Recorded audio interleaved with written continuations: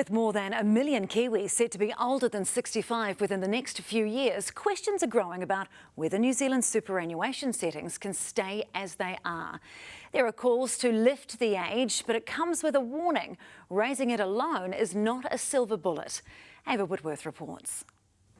New Zealand's population is ageing. By 2030, more than 1 million people will be over 65. And by 2060, the cost of NZ Super is projected to climb from around 5% of GDP to close to 8%. Some argue that means the retirement age will eventually have to rise, but many Kiwis say they don't want to see it move from 65.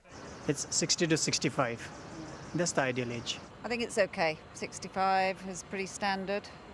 I think 65's long enough working if you've been working since a young age. Could probably decrease it, actually. I mean, 63 would be good, but financially I don't think New Zealand will be able to cope with it. I think it's important you invest whenever you can at a younger age, even if it's a small amount.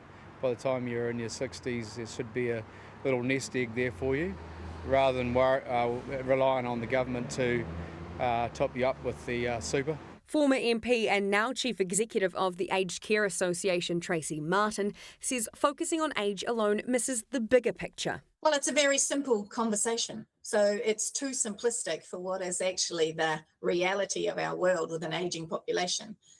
Just increasing superannuation is not going to solve the problem. She says nearly 60% of over 65s live with a disability, and by 2050, 660,000 are expected to be renting, warning changes could hit manual workers and lower income New Zealanders hardest.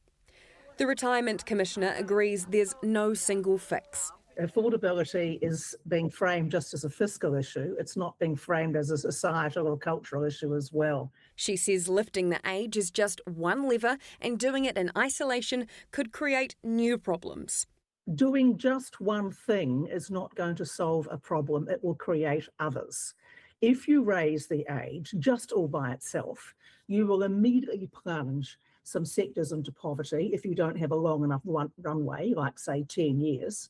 Instead, she's calling for cross-party consensus and a long-term plan covering New Zealand Super, KiwiSaver and government incentives to aid what she describes as short-term tinkering and constant uncertainty. Investment firm Fisher Funds is also pushing for a national plan. In a statement, Chief Executive Simon Power said we need a national plan, backing gradual increases to KiwiSaver contributions and signalling support for compulsory contributions for future 18-year-olds. For now, the eligibility for Super remains 65. But the pressure to make long-term decisions to support a rapidly ageing population is only growing.